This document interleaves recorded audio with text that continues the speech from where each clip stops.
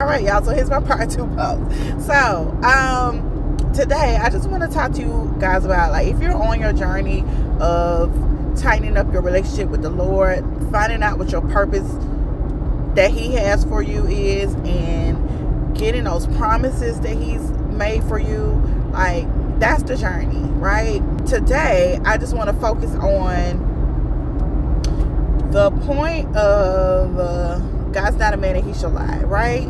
So at some points in this journey, that has been messing with my head, and it's because what I've learned is that on this journey, sometimes the Lord will, once you get that intimate relationship with him, and like he's like talking to you for real, leading you to do certain things, and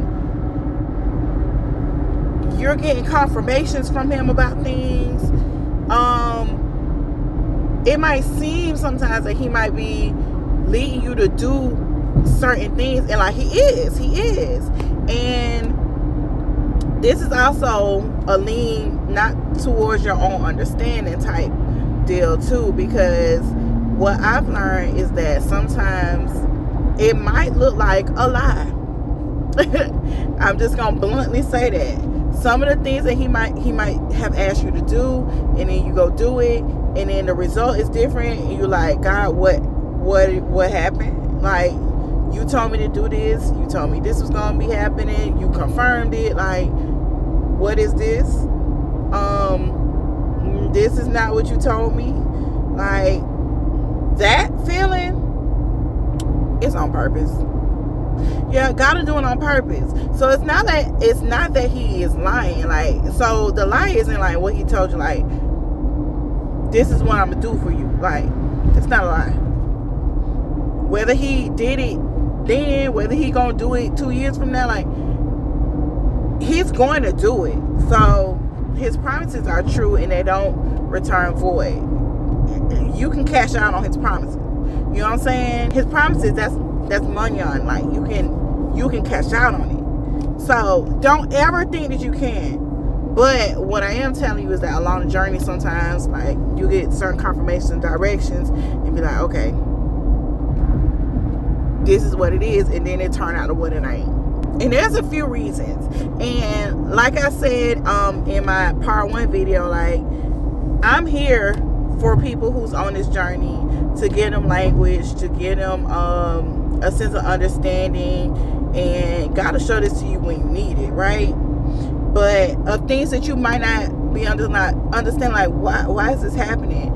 It's because, like, I've experienced certain things on my journey, and the God will tell me, give me directions to release certain videos, like, to release certain information to those people who might be struggling with trying to figure out what's going on. So, case in point, if God has told you something or gave you a certain direction and gave you a confirmation, and then as time developed, it's not what he said it was going to look like, it's on purpose, because he know you. Like, one reason is because he know you. So he might have told you that you needed to do something, or something was going to happen a certain way, because had he told you anything different, he knew what you was going to do before you did it. For example, let's say you're like, okay, I need this job to happen before April. This is what I want. This is what I pray for. Like, you feel like God put it on your heart to go this route, and then you receive confirmation, like, yeah, that's what I want you to do. Go apply for that job. Tick-tock, tick-tock. You get a job. Well, there might have been something in that whole process. I guess I'm veering off to another lane now. Something in that process was meant for you to learn something, whether it was the experience of applying, the experience of, the interview, that experience of jumping out, putting your neck out into something new that you was too afraid to do previously. something that you might have learned along the way, like something that you don't even know or can't understand, but he knows because he knows everything. Like, and maybe it's not for you to understand, but you had to do it.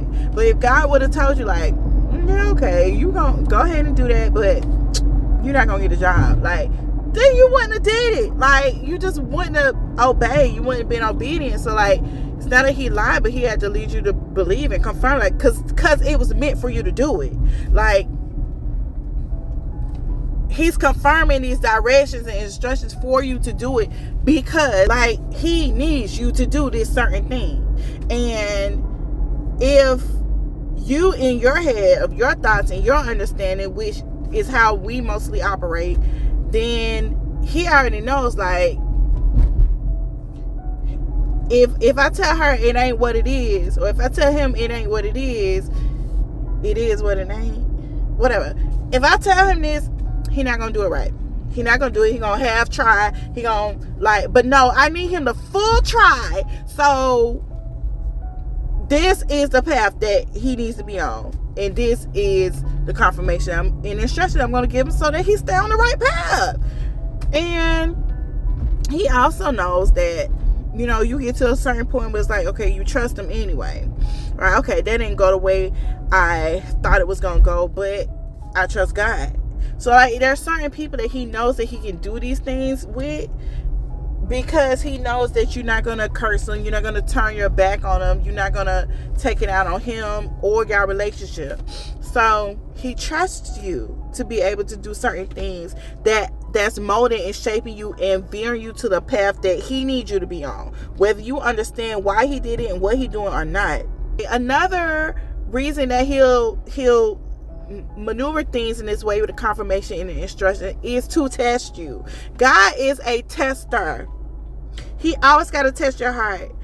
Remember how I was just talking about him knowing that he can trust you? There's only one way that he knows that he can trust you, and it's by putting you through these little ringers and seeing what you do and seeing whether your heart changed towards him. So how does he test you?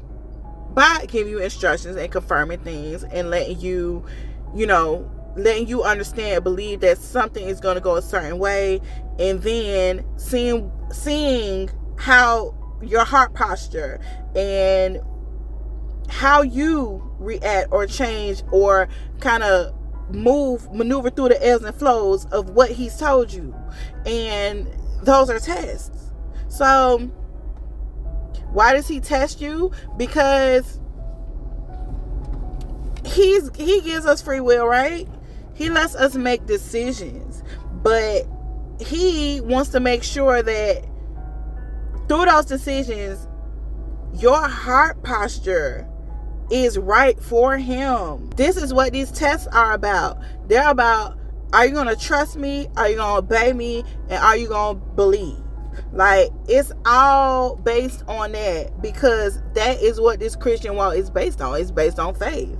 It's based on the ability to obey and do things that God is calling you to do, and having that belief and that trust in him that is going to end up correctly, that is going to end in the way that he says that it's going to. And so, yeah, sometimes God will lead you to do and believe certain things just to make sure that you are who you say you are to him, just to make sure that you can handle it, just to make sure that whatever the promise is, the big promises that you're trusting God for, that you actually deserve them because you're showing up right. And also remember that delay is not denial. Delay is not denial. Sometimes he'll lead you to believe something's going to happen in a certain time frame, because if you knew that it wasn't going to happen until 2 years from now, when it's meant to happen, when it's in his divine purpose for it to happen, his divine timing, that you're not going to wait for it, or you're going to mess over the blessing, or you are going to just missteward what you have in the meantime. If he told you that you're going to get this $250,000 job in 2 years instead of this 5 months, you're not gonna act right in the meantime. You're just gonna, like, honestly, a lot of us, like, you're just gonna mess around in the meantime and only take what's serious what's supposed to be seriously when it's approaching the time for your promise. And that's not how God wants you to operate. He wants you to operate to your fullest potential the whole time, through the whole wait, when you waiting on God for your divine timing. So yes, I'm just here to help you and give you the language and encourage you to keep going and explain some of those things that maybe you have some questions about. And that's all I got. I love you all. To get deeper into this bubbly life with Shay's champagne encouragement, don't forget to like, share, and subscribe. It's poppin'.